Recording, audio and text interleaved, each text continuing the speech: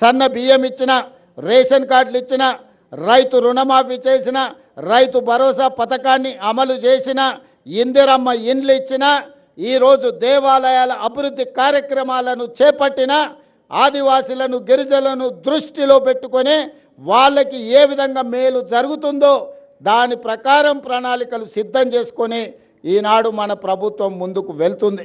గతంలో లేనంత గొప్పగా ఈనాడు దళితులకు గిరిజనులకు మన మంత్రివర్గంలో కానీ మన ప్రభుత్వంలో కానీ ఎంతో ప్రాధాన్యత ఇవ్వడం జరిగింది. పరిపాలనలో భాగస్వాములు చేసుకుంటూ ప్రణాళికబద్ధంగా వాళ్ళ అభివృద్ధి కోసం నిర్ణయాలు తీసుకుంటూ ముందుకు వెళ్తున్నాం.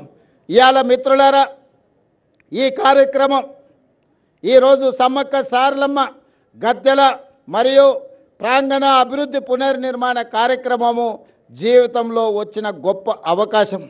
ప్రతి మనిషి జన్మిస్తుంటాడు, మరణిస్తుంటాడు, కానీ కొద్ది మందికే అరుదైన అవకాశాలు వస్తుంటాయి.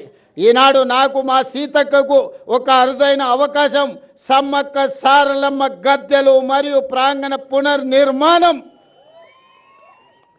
ఈ జన్మలో దక్కిన గొప్ప గౌరవం. సీతక్క చెప్పినట్టుగా తన జన్మ ధన్యమైంది. ఒక్కసారి గుట్టల మీద నుంచి అమ్మను గద్దెల మీద కూర్చోబెట్టే అవకాశం వస్తే నాకు ఈ జన్మకు చాలు అనుకుంది. కానీ గతంలో ఇతరుల దగ్గరికి వెళ్ళి రిప్రజెంటేషన్స్ ఇచ్చి మాకు నిధులు ఇవ్వండి అని అడిగే పరిస్థితి ఉండే. ఫిబ్రవరి 6, 2023 నాడు ఇదే ప్రాంతం నుంచి నేను చెప్పిన, రాబోయే రోజుల్లో ఇతరులను యాచించడం కాదు, సీతక్కనే సంతకం పెట్టి నిధులు మంజూరు చేస్తుంది, సీతక్క ప్రభుత్వంలో భాగస్వామి అవుతుంది అని ఆనాడు చెప్పడం జరిగింది. ఈనాడు చేసి చూపిస్తున్నాం. సమ్మక్క సారలమ్మ ఈ ప్రాంత అభివృద్ధి కోసం నిధులకు వెనక్కి అడుగు వేసే సమస్యనే లేదు.